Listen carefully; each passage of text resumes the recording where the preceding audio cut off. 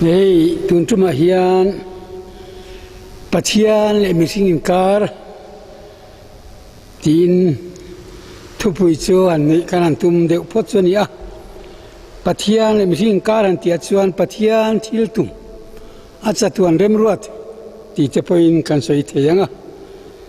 heng thu hi voi khalai kha kan han soi ri to voina athar a han soi de kanan tum don ni a ti chuan zoram pumina kan thia tangin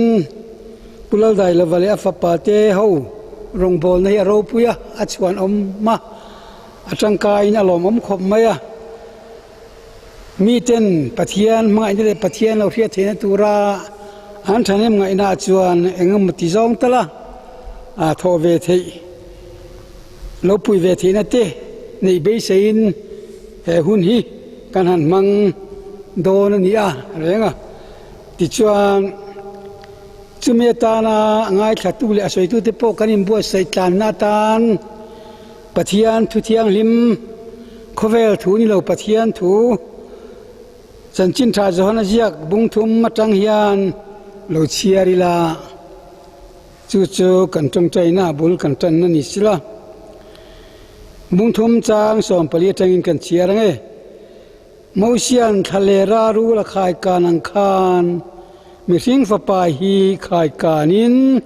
ombok turani amaringa piangin chatuan nun aneinan Pathian in khovel amanga ema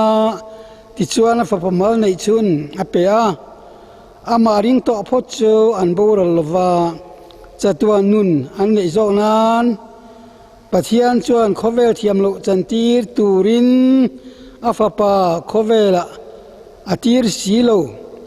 amazara khovel thiama amazara khovel chandama anom theina turin atir anizok tu po Pathian faparing chu thiam lo win om lova tu po ring lo chu thiam lovin om to rengani Pathian fapamal chu arin lo awangin thiam lo achandan chu hetiang hiani eng chu khovela lo kala nima sila mi ten eng chu eng ai chuan thim an du zok thil solan te wangin thil sual te piangin eng an hothina eng a po an local lo an thil ti te alan lo nan thil dik te piang eng an local thin an thil ti te chu Pathian thu zoma ti ani alan nan le he mithleng hian ni silangin phon mai na he kan lalpai so Krista chanchin tham thianglim johana jiak bungthum atanga lak chuan ya heng thu hi ole ka ti tang kan soi tong khan Pathian Mihring te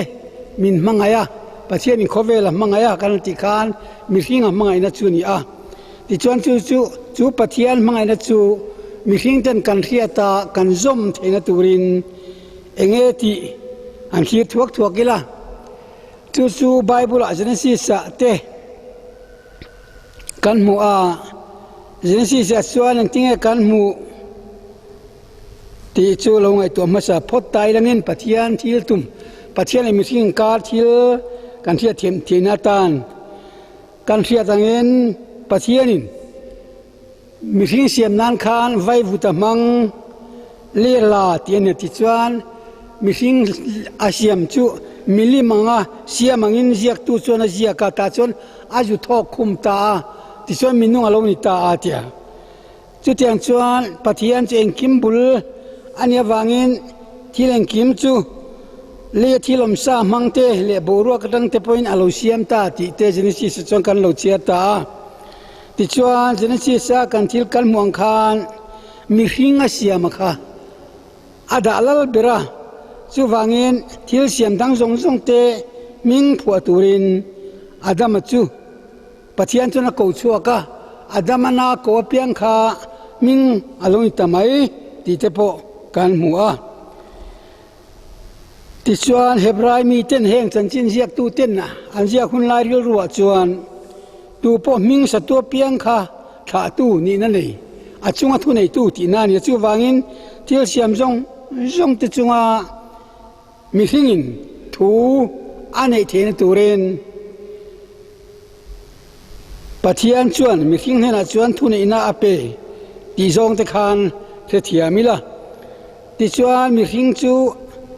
siamina lo ta a kan huang khan mei chia siam nan khan Pathian chu luma sok to lo ti te kan ria Pathian voi khat kuda thak to chon thak non le to lo ti na ni chu phun mai na ti chuan evia siam khan a thok khum to chong lova adama hnen nun na voi khat thok lu ka aring ngal adama ti satana luma la kha ring ngal ni en jena si jia ka chuan kan mutani ti chuan chu tiang chu Pathian le Mihring Inkar ma sa ber chu lo ta thil siam zong chunga thu nei na peturin an mingte a phua tir ni kha man line hebrai ti dana chuan tuina mo fa dua mi fa avala don ta fala don chuan a pian tangari vaklova khan naute khan don langa amal chunga don ngatanga a minga lo sang a ming sa tuan ya wang khan a fan tamai tu man sei sel theilo tun lai apo hai sarkar thu nei na manga lak falak kan tiang deu tho kha kal mang chu ne an la ran chu tiang chu ne wala chu tiang chuan Pathian chuan Mihring chu chiale tharian na pein zalen na pein du than thein na pe sin tiang chuan chung nong bik takin lo siam ta ti kha kan ngai to thiam thei ome chu tiang a du than thein na pe ka wang chuan a chela ma thang thea a thala ma thang thei ta ta chan chin tha kan chirang khan amaring a piang ti kan chiar ta kan khan Mihring khan du than theina le chi tiang chuan a du than na ni theina kha a man lo ngai ta a ti chuan du than na lo man ta ka chuan a chelam lo theng ta thang ta chu bo chiat na kan ti thina kha alung ta ni eden bo chiat na sual bul kan ti thina kha ni chuan khalai chan chin pok hai tiang hian a soi zau thei tho mai rule chu sual en tin na sual chin chia na te po kan tiang chu man lain rule be mi ten oma rule kha Pathian e biak turein lo ti jir ti du na tang khan rule kha Mihring na khan lo kala ron thlem tang khan ziak tu chuan an ziak chuan ni phon mai a ti chuan rule nan thlem lai khan evi khan ngoi te ka pasal adama poi kan beron venge lo ti lau se la chu atian thil kha thleng lo mai theya amaro chu rule thu kha evi khan lo oi ta a thei kha lo ei ta maya a pasal po chuan pva anu puina ei chu a pasal po kan lo it ve te po niang chu an ei ve ta kha sual bul kan ti thin eden bo chiat na kan ti thin lo pian dan heta bible ziak kan mu dan chu ani ta phon mai ni ti chuan Mihring chu thiam lo chang an chedong aloin ta toiral tura thu nei na toiral tura an chedong vai bu da siamina vai bu da boy kilang ti kha alo ta ten chumi rol vek chon Pathian thil tum lo lang nga la chu khai den bo chian na tluk chian na kha siam thale turin chandam turin he tu nai te pani chandam na kan war em mi kami chandam na lo pe tur thleng tur khan Pathian thu tiam nga la genesis khan chu kan mu nga la ni ti chuan chu ta thu tiama chuan mei che tha ru lu thi king tur ti te kha kan lo mu ta kha ani a ti chuan sual bul ber chu thuoi lo nei den bo thi thuoi lo na kha ani a chu chan chu mi thuoi lo na chu thuoi na ne turin Pathian chuan chandam tu pe ka tiam ta chu zol nei ten nula thiang le ma rai nga tian lo soi thina kha ani ta ni oi ti chuan chu mi Pathian thil tum a chandam na thil tum chu genesis kan chia so zelang khan Mihring chan chin khan ten lo lang chho ta zelin he ta chang genesis bung som pani vela khan mi pakhat Abraham chu figure nei lo lang ta ama jong kha chuan chan chin pa ngai angin thil akal chho dep pa amaro chu Abraham lo lan ta kha chuan Abraham ne na chuan Pathian khan rin na thil pe ka pe ti mai la ol sam jok ome chu he ta bung som pasari khang kan mu ta chuan Pathian Abraham kong tin renga fi nuwa arin na pom sak nuwa Abraham chu pom tak luin tak nu khan chin sia na ju peta chin sia chu sir tan kha thu thung lui kan ti ber thina hin zoka achan chin zok abu mi hiam thu thung lui kan ti thina a thu thung lui zok taka chu emo thu thung ma sa ber chu itiang Abraham ne na Pathian thua thuna khani chuan thua thun ta ka chuan thu thun chu ser tan tu tien ta Abraham ti ve tu ra chu chuan Abraham ser an tan ta ka chuan Pathian khan aming kha athak saktani Abraham ni to lovin Abrahama ani ta chuan Pathian alfa luin ta tiang khan Genesis bung som pasre tang khan rin na kan ti thine lo piang ta ti poina soi te ni tiang chuan Pathian mi Mihring Inkar san sin chu tiang chu alo ni ta a ti chuan bo chen na Mihring an chedong ni to nu kha siam thale turin Abraham atang chuan rin na bultan alo ni ta a ti chuan Abraham kumsom komi khan rin na in a ser chu tanin kha thil ti kha Pathian thia tir ni angin khilama mi nen pokhan in zom tlat turang ngai na lo ni ta chu rin na lo pian na chu ani kan ti thei ta ni ti chuan Abraham chuan tha te ne ya a tha lo po in chungami to phot kha chu pa fa kha chu seratan zel ti kan hria a tiang chuan Pathian le Mihring Inkar in zom na lai kha mu thei lo kha mu thei chin sia na mangin Pathian asiam ti te poina soi thei ta ni ka chuan Abraham thi nu Abraham nu chuan mi dang lo lang le chu Isaka kan ti khan ta chuan Isaka chuan fapa Jacob a ringa ti chuan Jacob chuan fa som le pani a ring ti kan hria ani chu Israel kan ti Pathian nam than tha te lo chu na kha ani ta ti chuan elai hian chumi kanan soi ro thil ju soilan ngai thin le soi om taka chu Mihring khai den bo chen nam bo chen nu khan kaina le bela khan engen ti masak ber ti ten jungai tu tela kaina le bela khan ti masak ber chu khan sual nan lo bo chiat to na Pathian thun oi lo na kha siam thale nan Mihring le Pathian zom thale tan khan in thoina an lan ta photani amar chu kha in thoina khan in thoina diklo ma thinlung taka mangai na tela abelan thila hana wang khan abela chunga Pathian lo ma amar chu mai na tel lawa danang lek fanga ti tu naran mai anga abelana ti akaina ti wang khan kaina chu thiam lo chantir aloni le ta ti chuan abela chu kaina na that ti te kan hria ti khan khat kan kaina tha no khan ka abela ayo tu khan fadang ringle evela ringle ti te kan hria khan ka aziak anga Jupoma eng motia kaina le bel hian au pa kaina hang khoi minga nu puini ti lam te khateng khangai tu turen lova atum azir tir tum zoga kha Pathian le Mihring Inkar Pathian bo to nu o Mihring bo to nu Pathian azir huai ki le dan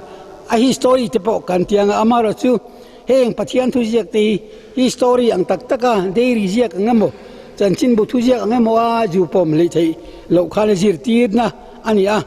Pathian ni Mihring amangai dan te Mihring le Pathian Inkar indor ton dan chawaka ajiak asoi tum asu ani zoka chu Genesis doctrine te po kanti thina ti chuan chumi doctrine tian lamrik ta ka chuanin hetila he channel a hian Catholic pen thu kan han soi hian Catholic doctrine ngoremo soyanga te po min lo ngai te po no mai theya maro chu doctrine anti hian thurin temi zo tong kan le khani ber maya ko khan thurin Christian thurin chu apostol thurin kan te khani pa Pathian chilen kim sili le van siam tu chu karinga ti khan ta chu point som pani bung som pani anga thenani ta chumi bung som pani a thena chu thon tu angi chip chiar zokin Bible a hian ziak lan along ta chung te chu tu na kan han soi tak te po kha ani tai ti chon Pathian thu taka chu apostol te thurin kan ti khami khan ahuap ta veka ti chon chu athua chu ni ta ti chon chu ba ka chon thil ti tu ra chu motion thu pe ka lak dan som kan ti thu som pe kan ti chho ve la kha thil ti tu chun ta khatiang khami azom dan te aman dan chung chang te khami zirti na kha kan soi thi na kha ani a ti chuan khami kha doctrine ko ran doctrine ko ran zirti na kha khami ngor kha soyanga ngai te po om thina achan chu Mizorama chuan hei Catholic ni lo ko ran dang lom na mun ani a chu hetian kan soi thina Protestant culture ti le Catholic culture ti ten kan soi thina ti chuan Protestant culture chuan sermon til soi tor athiam ta ngai nam taka ju soi lam kha kan war dewa chu Pathian thu ngai tha kan tum dar ni a amaro chu chanchin tha te han chiar chuan iswa chanchin ema iswa zirti ran chiar chuan sermon kan ti ang chia soi tlor soi thiam tum lampo ni vak ina lang lova iswa hian sermon a soi ngai mi o ti thei te pon ve boka ten chuan zirti na kalul ham them na zirti te siam lo te zirtir katiang lam ahman dan tur Pathian in khovel manga em chu tiang khatiang kan han tia ma se Pathian ma ne tin ro ti chinamo kanan in tin tirta ma se eng tia wa man tur nge khalai aman dan tur lai taka kha khalama kha atia ti tur lai kha thu som pe kan ti khan asoe chu atuma chu ani ber mai kha thu som pe kan ti kha man turen tai tura Pathian thu kan sialang kha chu Pathian le Mihring Inkar chanchin ti poin asoi thei ni ole ti chuan Pathian in khovela manga em a ti khatun lo khang kan han siara ti te Pathian in khovela manga em lo tu cheta sia kha siam thaturin Pathian in kong adap kan han ti chuan Pathian Mihring in Pathian kan hria thian turin kan zom tharle thian tur tang khan Pathian jan Mihring na hriat na pe ni ti chuan kan mi zo pi pu te ne na po chu tiang chuan a pe tho nam tin ne na nam tin jinga piang to phot Mihring piang to phot chuan nam manga lam nam mun pianga Pathian piang na in thoi na an ti thina heng in thoi ti te po hi thu thung lui tong emo an lo pi le pu te tong man lai mi lem biak hun lai tong kama kan ngaya kan oi thadu vak thin lo tun ma te pe chuan ma ro che pui thia man ti te po hi tun lai chuan pastor te po salvation officer te po pui thiam kan ti ta zel nge heng te po hi mi zo tong him le sa kho thila ma kan son chi khat chu ni poina lang nge ni ti chuan Mihring lo piang chok reng khan zo fa chau lo poin Pathian biak na an le chu zo tong in thoi na kan ti mai ni sap tong ni ma tong tanga mukha ro pui chuang lo kan sia thiam tong a piang kha a tha ni mai a jam Pathian biang thim ma chu Pathian in Mihring a mangaya ama ane na in zom na chat to zom le adu na tang khan tiang chuan kongkal ni na siama mi zo ti chuan kan pui thiam ti chu sadot te kan ti a ten pui thiam kan ti chi khat chu dam dak to rang deu dam doi lama di ti dam na in thoi na lan thin tu pui thiam te kan ti a chu tiang chuan Mihring dang poin khovel nam dang poin Pathian biang na tang khan pui thiam an nei vek pui thiam tel lo in Pathian an bengai lo ten in thoi na mun mi zo chan bol mun te kan ti kha mun mun thiang lim ti thuan yang chu zo kana kha tiang kha vekani chu wangena ma saberin Pathian le Mihring Inkar chanchin kan zir don chuan Pathian chu engkim ti thei kim siam tu ni a chu athil siam Mihring te chuan an choi moi an biak kha ngaya chu men bia na ta na tong kamol sam tak mi zo tong kan man thei chu in thoi ani ta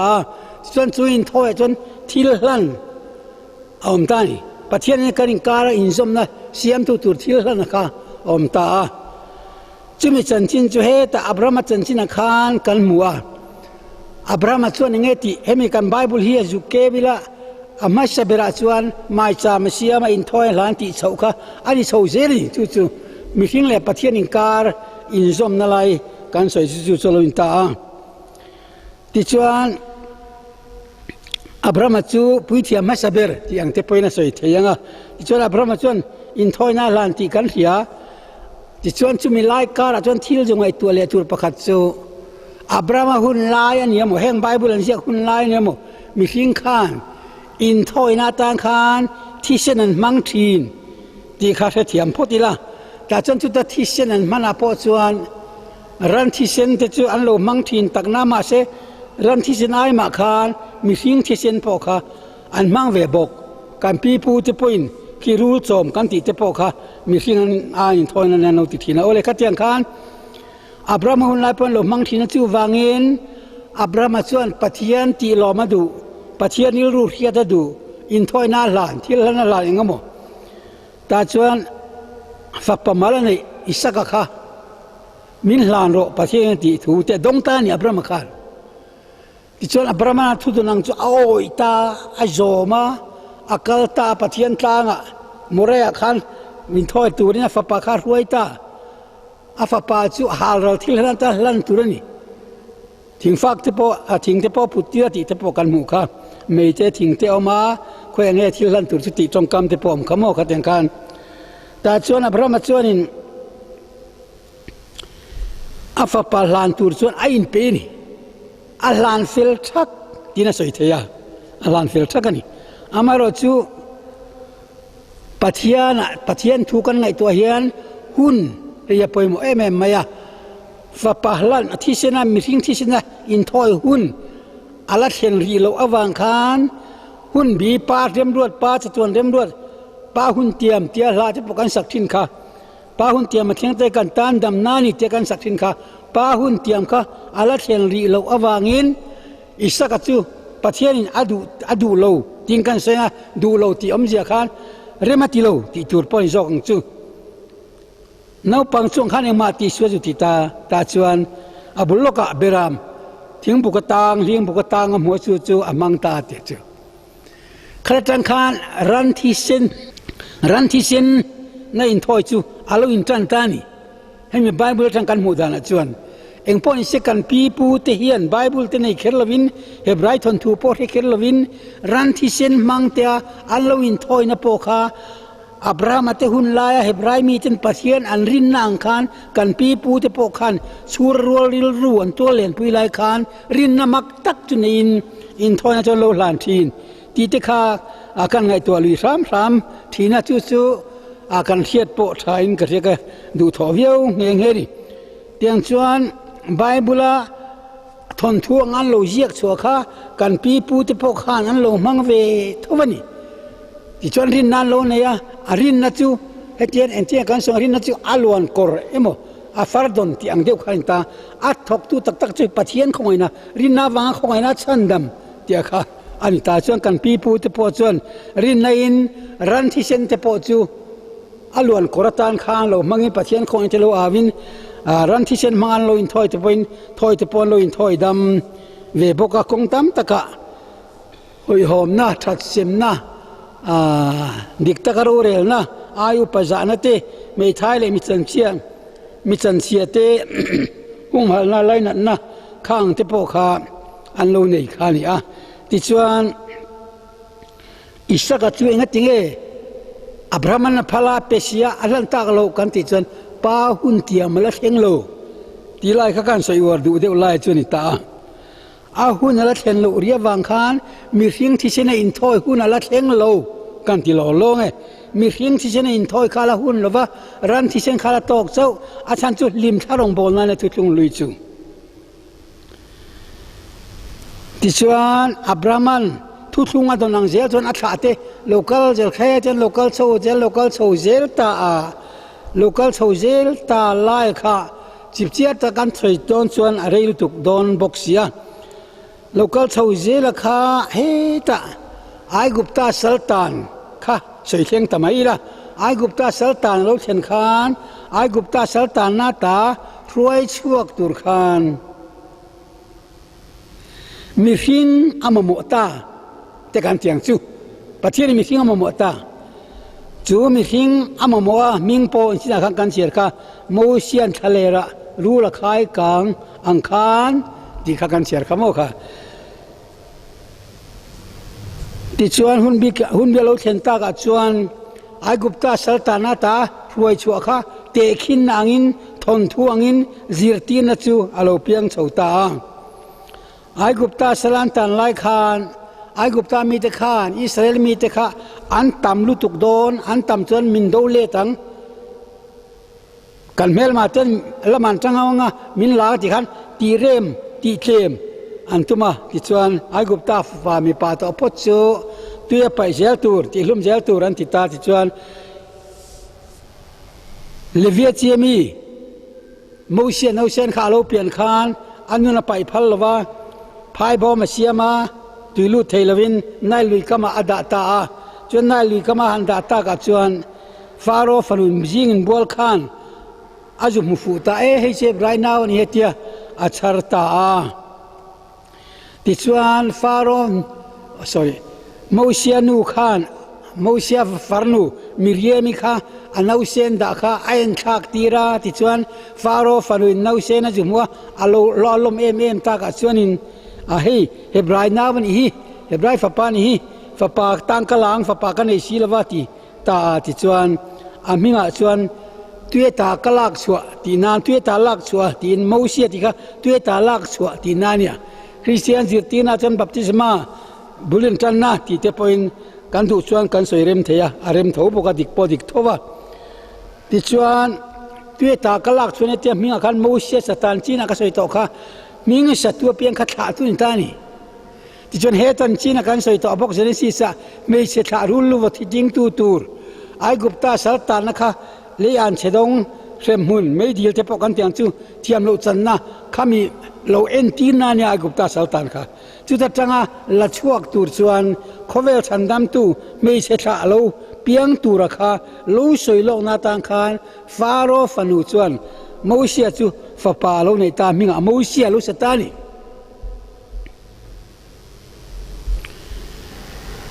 ti chuan faro fanu fa pa vu alo ta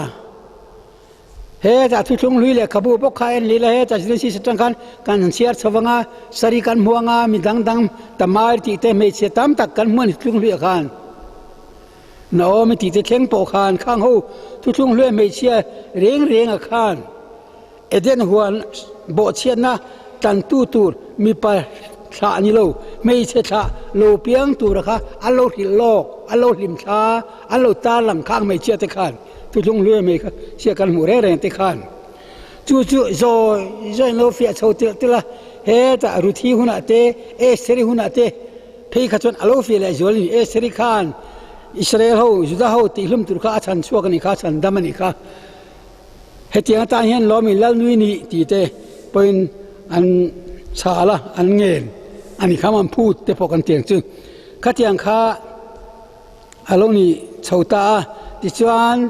chu tianga thil local chho je la kha faro fanu kha lo lang tan ta faro chu lal berania le van kar lal ber alo ni tani Mihring le Pathian Inkar kan tiang khan Mihring le Pathian Inkar Mihring le ro rel tu khania chu ta tang chuan chandam tu chu lo chua kha thil om tak ponia ahun laia ro rel tu lalber fanu khan fa pa nei ta ni chu thon thulaman soi thin dana chuan faro fanu khan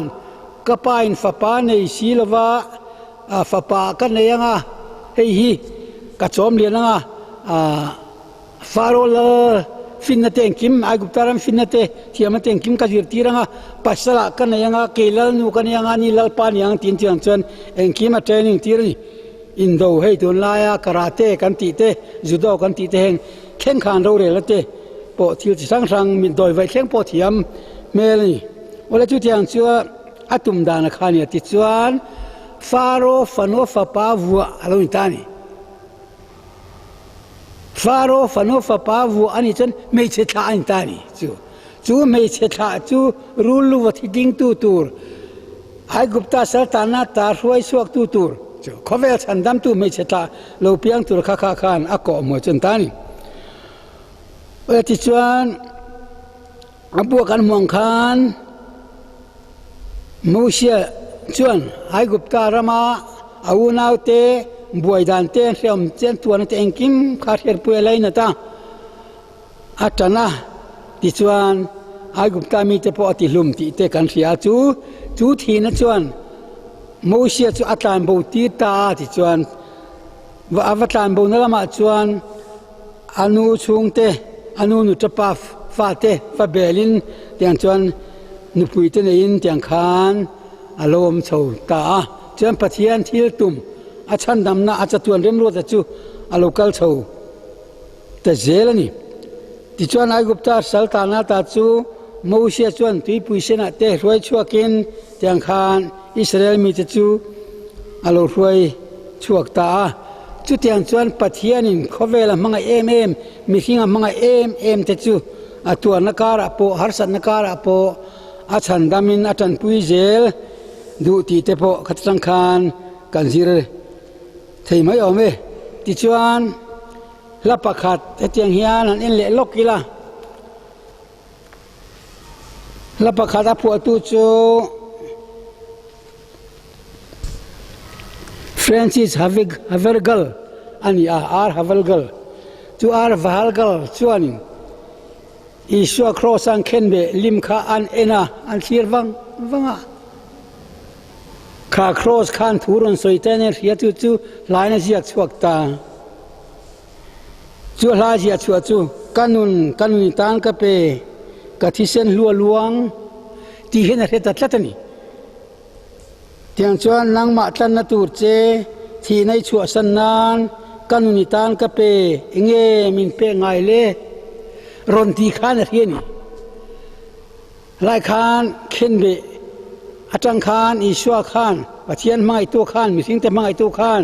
amanga na thurun sak chuakin a heta tlata chuan he lai alo pu tani ti chuan man lain rom mi te le khang ho khan Isua hun lai khan Mihring an khenbe reng khan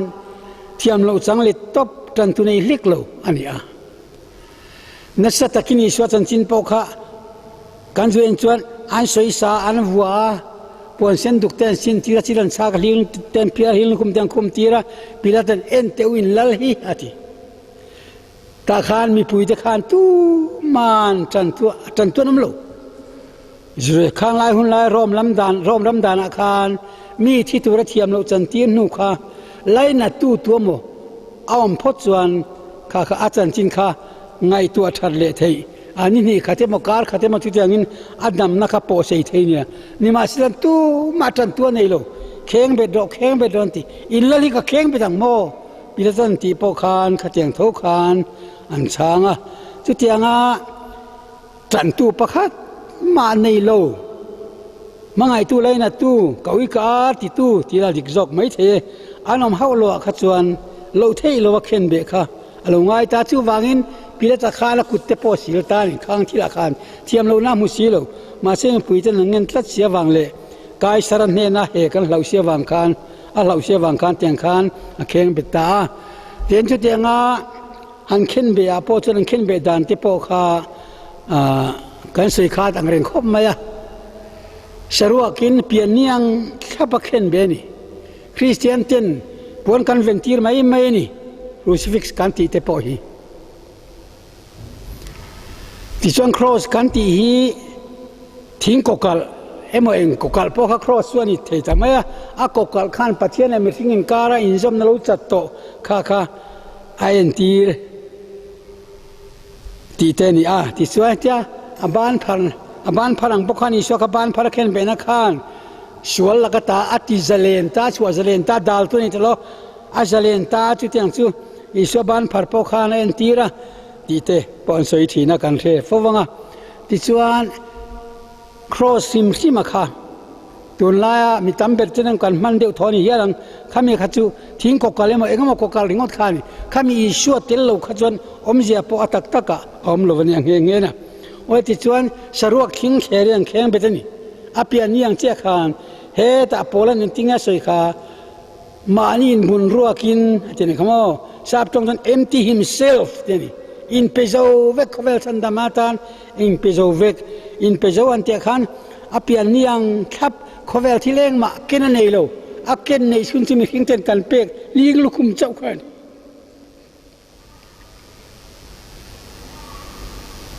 ที่ที่อังกันเล่ป้าตัวนั้นสุมุนลับหัวตู้ข้านอีชัวจะจงตีตาอีชัวจะรนจงอินครอสเดตังขันรนจงอินเรตาติจวนินกุมตามตักกัตโลมาเสียมกัตตัวริตานจัตวันเรลเทลวะหิมนตักอิมูนานกุมตามิตานกะเปกุมขัดมินเปมเลตีนโจดขันอะไรตัดตัดอามาเมื่อไงตู้ขันที่เชียงจูแห่งหลายที่พวกเราชัวดันกัลมังทุนตาอลิสิวันสิตองขันเข็นเบียเอาอำนาจขันเองมาเขาเวทีรังเนเนโลเฮลายลิงมีทิ้งนักการเสียมจับกันเป๊กไม่ขานี่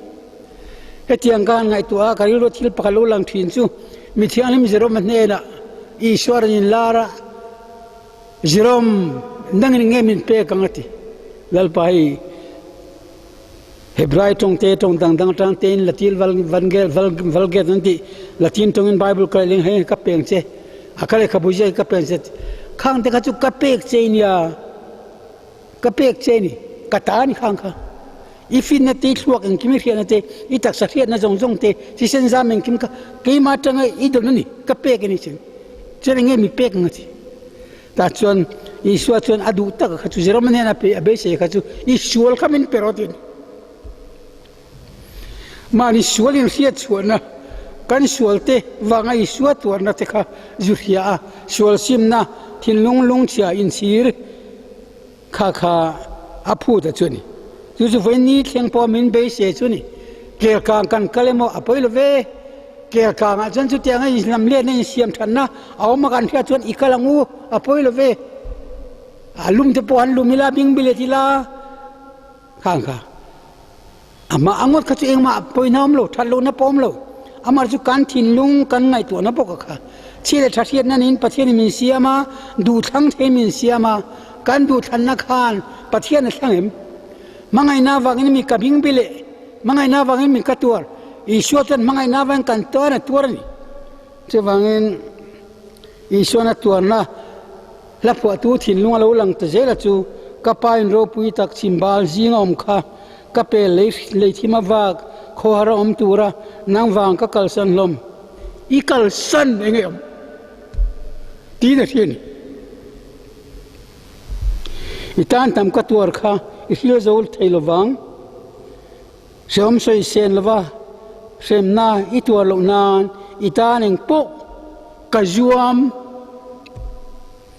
กระตาเองไงห่วมกระตาเองไงห่วมติดตักเดียนี่สุวังอินปัจจัยมาไอ้นาวังเงกันเล่าห่วมอาเกลกางกัลหันบิงบิเลเตมาเองมาจะโพสกันเล่าห่วมปอนี่เทียงไอ้เงาโพสโลนี่สิลังอินอภัยหมดตาจูปัจจัยนี่มีสิ่งเตมินมายาจุมีอามังไอ้นากันสานเลียนลายขันยาจุไลจวนคริสเตียนสิร์ตีนับประคัดหันเจเตลเดียวเล็กกันดูจูอินเชียนากันติฮิอันชัวซิมนากันสวยนานี่จีนยอมอันติดที่นั่นจูประคัดจูอินเชียนาฟัมกิมโลอันนี้อินเชียนาฟัมกิมโลจูมีหิ้งเหล่าวังเตปัจเจียนเหล่าวังเตปอนยังเทมุนเหล่าวังเตปอนยังมีเฉยๆเหล่าวังเตปอนยังข้างวังกันชีกันอินชีร์ค่ะกันเที่ยวที่ทะลุกันชีมากันชีร์กันชีร์ค่ะอินชีร์จูอินเท่ามาเช่นชีนาฟัมกิมันนี่โลอินชีนาฟัมกิมโรจูปัจเจียนชัดตบเทโลวัดชัดตบเทโลนะก็ชัวตุคุมปอนวังเกมาดูทันเองก็เราบอกเช่นนาวังปัจเจียนมานะก็บอกเช่นนะปอยกัตยาใกล้ซิมขานขัดยังตะใกล้อินชีร์ขานจูจินชีนาฟัมกิมที่นั่นสวยที่นี่มีอินชีนาฟัมกิมอันไหนจวนชัวเละเทงไงตัวเราที่นี่ริงที่เละเทตัวเราตัวเฮียต์ขบจะเป็น feeling อันไหนที่นี่จูมิจาวรามาปุ่นมาดิตัวพอหันกับที่ตัวดอนเราที่เตปอจิตตีนะทิ้งข้าที่ยังจิตตีตัวอินฟลา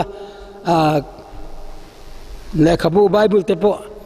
วันมีไบเบิลที่ไม่เยอะตัวเตปอข้างก็มาอันนี้ปอคำบุลปอข้าปาบุลปอข้าที่ยังกันจูเจี๊ยบนี่ที่อินชีน่าฟังคิมันติกาปัจจัยมังไงน่าวอร์ตอบมีทิ้งน่าจันทีอันนั้นจะนะข้ามหุนักขันอันนั้นหลวกขันเองกิมไหมค่ะอาหูแต่โจวิก็เขาเวลที่เราที่จูวันจนที่เละตองไงเราตัวเฮียอะไรอย่างเงี้ยแต่ปอลมเทียนจุดที่อันจวน thil poi mo chu veina po Pathian mangai na thu Mihring le Pathian Inkar kan ti khan Pathian kan mangai wanga tur kan huam na te kan sim na nun lui pai nun phung thak kheng di danglam mana ka ti du ti to lo kha ni vai khat kan soile lokngai RTP ina kalenga engen chanchin te ka te kan zor vela fa te ka thari kan ve wang khan ka thari kilo ni ve de reng mi te ka ti vela ti khan ya ma se ta chon nu chon chu te mam lo kan pa in sa kholam thila ti ber pakhat ka ria chu le ram wa phe ka hian Isua ni se ti dongem Isua ni se ti dongem ti kha azia ka khai the nak thin te ni Isua khan Isui nang khai nang em thil ti sual ang ruk te dam doi khoi thin te khang kha aduang em e do la khan chu chungai tu te chu tiang zong chuan chu piro thangpuya nupui ka kom na ti chan min khoya kal do khoi khom ma Isua ni se ti dog em zu chi sang zu che tak te khai Isua ni in dong em zuin mi te point tiang chon kan thil ti thin Pathian kan rin lo na nu le pa ti kan mangai to lo na thenom kho em Mihring kan mangai to na khang til ka Isua ti du da zong ani em Isua ti dong em tiang ngai tua tiang chuan sim na kan ni lam le na kan ni chuan chu Pathian mai na kan chan le na poimo tak Mihring le Pathian Inkar thon thu ro pui ber lai anung lai ber chu ani ti te kha tun tu ma hen kan soi du ni